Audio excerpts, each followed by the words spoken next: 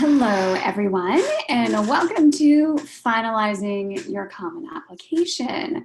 I've put together just a quick little video here to show you all the things that when you're finalizing your application that you want to be looking at. The first thing we're going to go through is just the layout of the Common App so you know where to find things.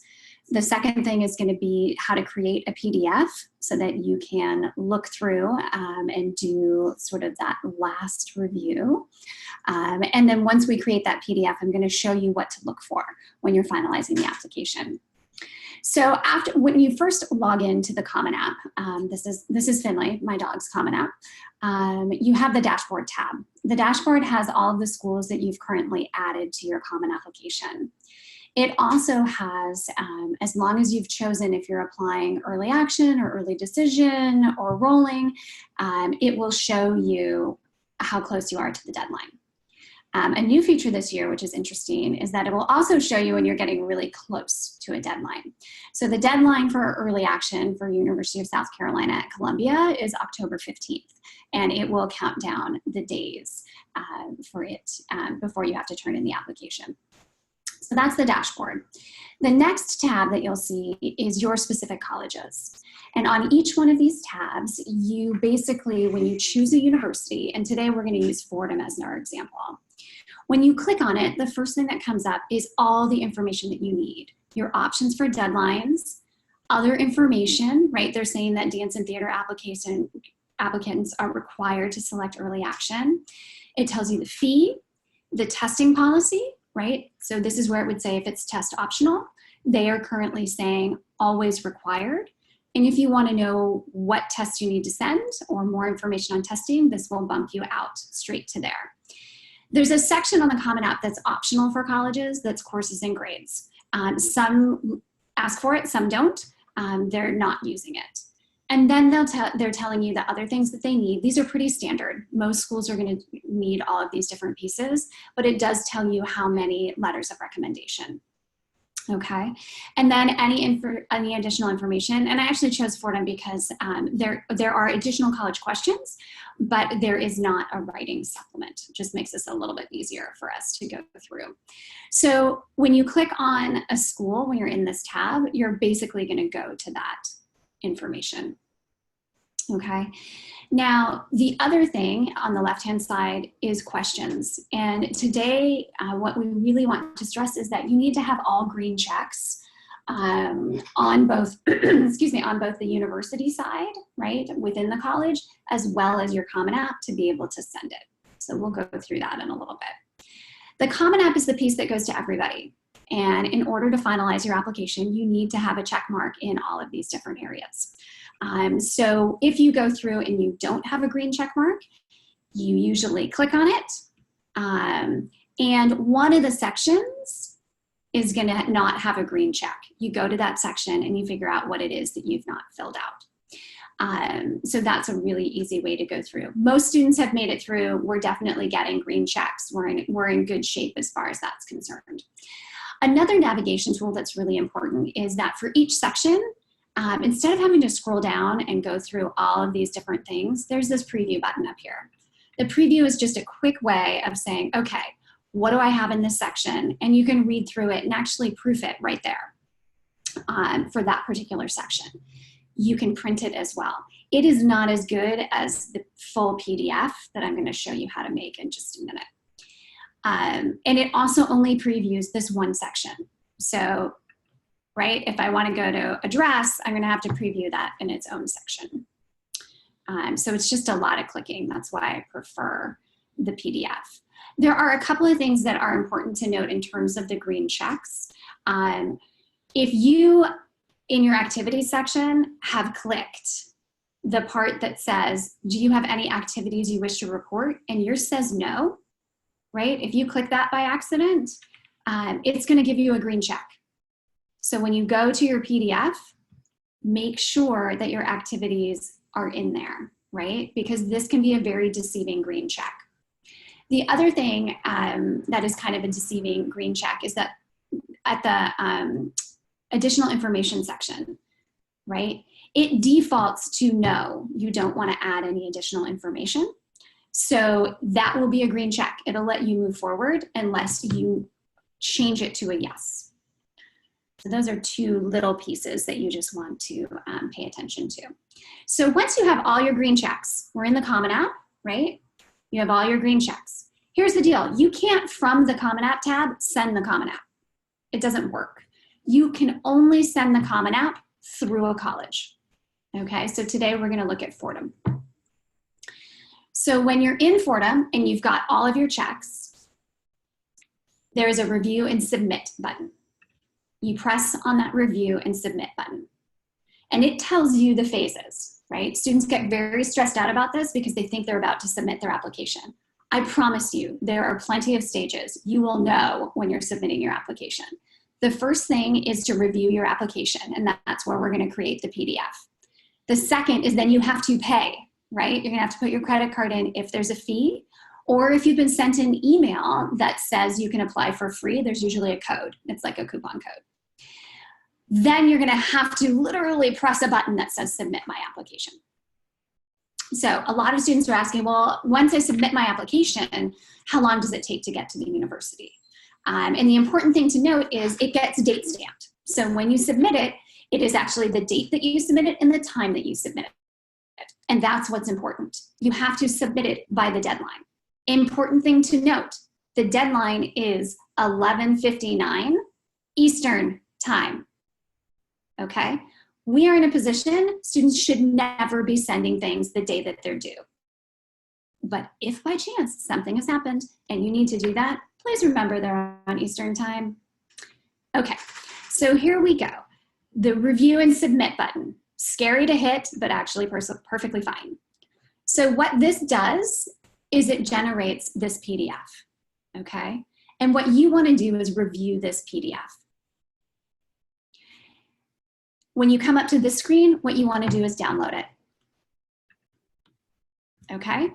And please, for your own, just ease, do your name and the date, or Common App preview and the date, so that you know that you have created it on that date. So if you create one later, right, because you've made some changes, you know the difference. All right, I've already done that. So what I'm gonna do is pull up my PDF. Okay, so here's the PDF. Things you need to know. Name's up at the top, the Common App ID is up there, the date of applications, this is date of birth, okay? So here's where we start in terms of that final review at home. You wanna go through everything. It's very self-explanatory. You wanna make sure your name is spelled correctly. You wanna make sure that your birth date is correct. If there's something wrong with your birth date, they're gonna have a hard time matching up your documents. You wanna make sure your email is correct, your address, things like demographics. You do not have to report what religion you are, but if you want to, go ahead. That is fine. It should not affect your application in the slightest. One thing that I circled here is language. For most of our students, the first language at home is English. If a student is very far along in a second language, and by that I mean, high 5 AP or IBHL, students can put that language if they feel that they are proficient in speaking, reading, and writing in that language. Again, it's not going to dramatically affect your application because they're going to get that information from your transcript in terms of where you are. But if you feel that you are fluent in that language, you can put that there, okay? And for the fee waiver, most of our students do not get a fee waiver. So when you're looking at household, the biggest mistakes that students make is the date that their parents graduated from college, and sometimes the education level. So you just want to double check that. You also want to make sure that the things came, correctly across in terms of occupation, because there's a lot of drop-down menus. So those are the biggest things, and that the schools are correct. That's another one where it's a code and you do a search, and sometimes students choose the wrong school. So go ahead and make sure that all of those things are correct. Then in the siblings section, there is this piece, and you're going to put all of your siblings there. There is no like 5th grade or anything like that. You just pick what applies the best. In the education section, usually they get the counselor pretty well, no problem.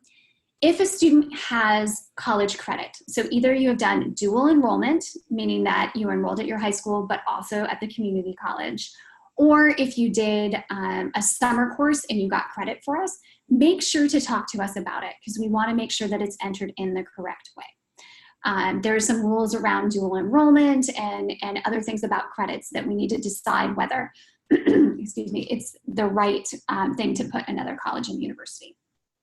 For grades, really important, put in your weighted GPA. A lot of students will put their unweighted GPA, but you want to put in your weighted GPA. And everybody, well, 90% of the folks that we work with are on a 4.0 scale. Even if you have above a 4.0, it's fine. It's still a 4.0 scale. It is not a 5.0 scale. Then you have to put in your coursework. And the things that you're looking for here is it the right name of the course? If it's an IB course, does it have the IB designation? The other thing is that for visual clarity, I tend to have students put their classes that they're taking for the full years at the top, and then ones that you might be taking just for a semester down at the bottom. It's just more visually pleasing. The other thing that you want to be looking for is that you want to put your harder classes first. As someone who's read a ton of applications, for a university, I think the most important things always need to be in the top of the section. And that is because my eyes are going to give the most attention to what's at the top. So put your hardest courses at the top. For the honors section, again, it's not going to prompt you to have to put honors in. Students don't typically have a ton of honors. And on the Common App, they're asking specifically for academic honors.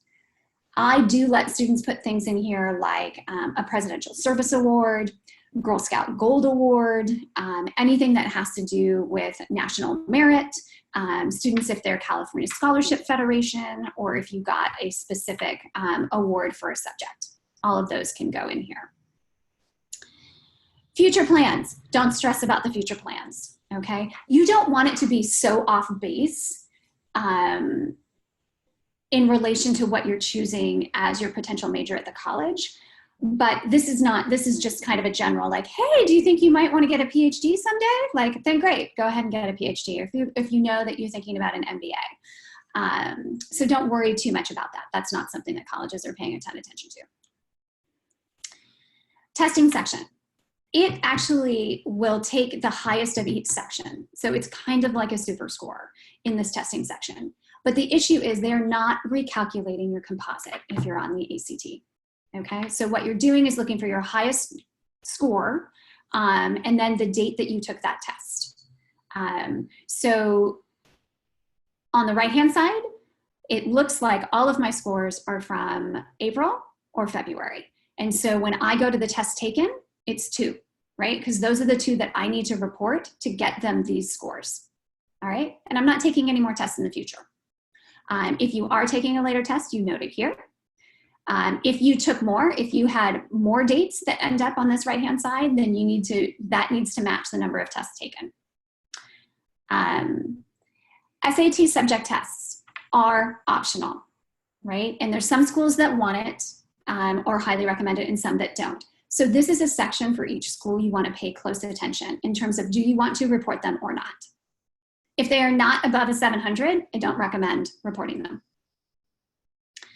But that's a conversation that you should be having with your counselor, and usually we make a chart of who gets them and who doesn't, okay? So the hard part about it is in this section of the Common App, if you have a set of schools that you're going to send your SAT2s and you want them to be reported, you're gonna have to change this section for each school. And that brings me to an incredibly important note. If you are applying to a school that is test optional, you need to remember to remove the testing altogether. And that actually is not super hard to do. Let me show you how to do that just so that we don't forget. So what happens is you go to the testing section and it will allow you to say you do not want to report testing. Another note, when you're on this, when you are making that PDF, to get out of it, just cancel. Not a problem at all.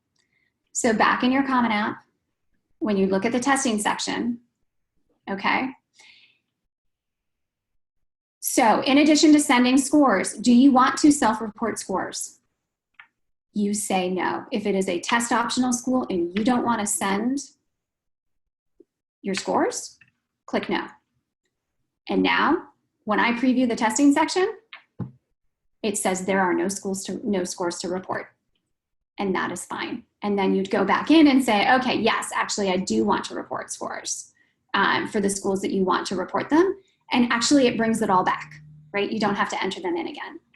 So again, if it's test optional, you click the no, okay? And then you go through the submission process all the way through the payment and all of those things. And they will not get your test scores, okay? Talk with your counselor about if you want to report any AP scores or IB scores. Essentially, we have sort of a rule of thumb in terms of if you take an AP course and it's on your transcript, you want to report because they're expecting to see it. Same thing with IB. The other thing is that you are actually putting in here tests that you will be taking. So you want to pay attention to the date, right? So for a lot of students that are on the IB system, most of your exams are going to be in 2020, but you actually do. It's also important to make sure that you double check with your counselor at school that you have the right subject tests in there. There's a lot of options. So then we move on to the activities. The biggest things you're looking for are, is it consistent? We want all of the titles to be consistent. And typically it is name of organization and then your role, right? Name of organization, comma, then your role. We've worked really hard with the kids on this to get them perfect before they put them in the application, but every once in a while something happens. So you're looking for consistency. You're also looking to make sure when they put in their description, right, that they didn't by accident put in too many characters that got cut off. So always make sure that it ends and has a period. Then you're also looking for typos, right? The other thing that you want to look for is that you want to look for here to make sure that there wasn't like a slip of a key or something so that this ended up with 40 hours per week and 200 weeks per year, right? You want to make sure that these are in the general time frame of what the students did. Then you are just going through and looking for typos, okay? And also sometimes we've told the students what order to put them in, but sometimes it doesn't quite go all the way through. So if you think that there's a different way to put them in, sometimes, you know, something should move from, you know, being third to fourth or something like that in the order. Okay, writing section. This is not a real essay. It's basically a book review. The big thing I have students do is just put a return in when you put it in there, because I don't like the way that the question bleeds into the your essay. So I usually put a return at that first level. The other thing that when the essays go in, they go in bold. Clearly, I think they do that for a reason. I prefer them not in bold. That's my personal preference. Kids can do whatever they like, but I like the way, I like to have the question in bold, a return, and then the essay not in bold. This is also, so you're going to go through, and that is looking for typos, right? We're not doing structural changes at this point. The kids have worked super hard. By the time you get to this point, you're really looking for typos. Is there an it instead of an if? Is there 2 spaces after the period instead of 1? You only need 1 space after a period. I know that's a big generational shift, but it's pretty funny when you talk to people in admissions, because they think that parents had a lot to do with the essay if it has 2 spaces after the period. So we want to make sure that's not there. This is also where the additional information section pops up. And this is something you want to talk with your student about. Again, we are talking with them about it as well. I usually, if students have something that in their coursework that either needs explanation because the course is not obvious from the title, or if a student is taking a particular science course or history course out of order, because of some other choices that they made earlier on. So, if you're taking all IB courses and then have one course that's not IB, sometimes you want to explain why that course is in your senior schedule. The other thing is for students who have done an extended essay abstract. If they've done their extended essay, we usually want to put an abstract in here. This is also where we put information if a student has a learning difference or if they need accommodations or anything like that. All of that information can go here. And again, just double check that stuff with us if you're concerned about it. Not a problem. But I will tell you, parents are really good at knowing what's here, and we've worked pretty hard to get them to this finalizing stage. Okay, so that's the end of the general Common App in terms of what's asked for all colleges. In the PDF, it also generates the Fordham supplement, okay? So the Fordham supplement is gonna ask you questions, and you really wanna be careful to make sure that you're doing fall 2020 in terms of your start term, and your admissions plan is early action. This is just essential because if by accident you say that you're doing, summer 2020 or something like that, your application goes in a completely different place and they're not gonna read it on time. So please, please, please make sure that that is correct. Then you just want to answer the questions. They're pretty self-explanatory and obvious, okay? And again, the students, we have all gone through it in our office, and so there shouldn't be any surprises. So then from an academic perspective, that is very important for some schools, right? If you have to choose a particular college that you're applying to and then a major, if you have to choose a first choice and a second choice, we've gone through most of that with the students without a problem. And it's pretty much done. But the rule of thumb is if you have a first choice and a second choice and you're applying to some competitive field like engineering or business or something that's slightly harder to get into, then sometimes you choose a secondary major that's outside of that competitive college and do something in the College of Arts and Sciences. It's also okay to choose undecided. That is perfectly fine if they give you that option. Or you can choose undecided as your second. Those things don't, undecided is a fine. Many, many students are applying undecided. But you do want to be careful in terms of this. If they have a supplement where you're describing your academic interests, it's nice if these things match up somewhat. So you want to just be a little bit careful about that. Then they usually ask, are you somehow affiliated with the university and all of those different things. Okay, and that's the end of the preview. What I recommend that families do is you're looking for the green checks. You're going to create that PDF the way that I just showed you how to do that. Remember, you have to go in through the college. You want to download the PDF. I would print it out. I don't print it out for every student just because I'm pretty good and I know exactly what I'm looking for. Printing it out lets you do two things. One, you have a full copy of your application if something crazy happens, right? And somehow your computer crashes and you lose everything. You have it there. The other is I think that's the best way to go through and look for errors. This is time to, use a red pen and really make sure that those changes are getting made. So what would happen is you would go through this, you'd mock it up, you'd say, okay, here's where the changes need to happen. And then you would go back to the Common App and make them in those different sections. And then once you've made those changes, you're going to do it again, right? Because you want to make sure that all of those changes went through. So again, you're going to review and submit. Once you are totally happy and you're ready, right? You're gonna do it. You would just press continue on here. And what you have to do actually is check this box to say I reviewed the PDF, and then you press continue and it's going to keep you on that process. Now, there's one last thing that I wanted to note to families is that Fordham was really easy because it just had they have the application part. Some schools have two parts. And so you just want to be aware. Again, you're looking for green checks. For the University of Colorado Boulder, students have to go through and answer those questions just like in Fordham, okay? And you're going to go through a review and submit process. They have a separate writing supplement. And I would say maybe 25 to 30% of colleges have a separate writing section. It's not a big deal. No need to freak out. It simply means they took the writing sections and put them in a separate,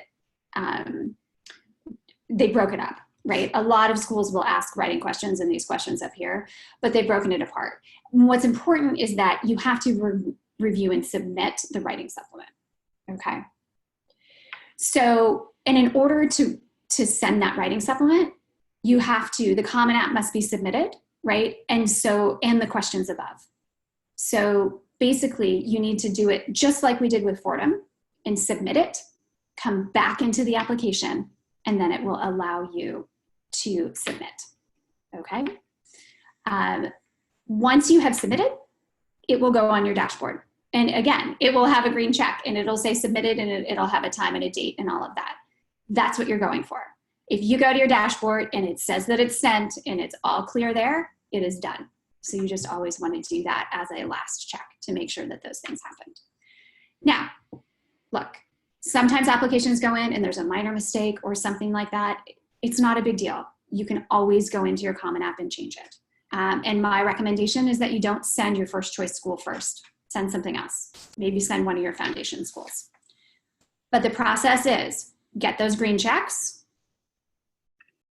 right, on the side, on both the Common App and the specific college that you're working on, right?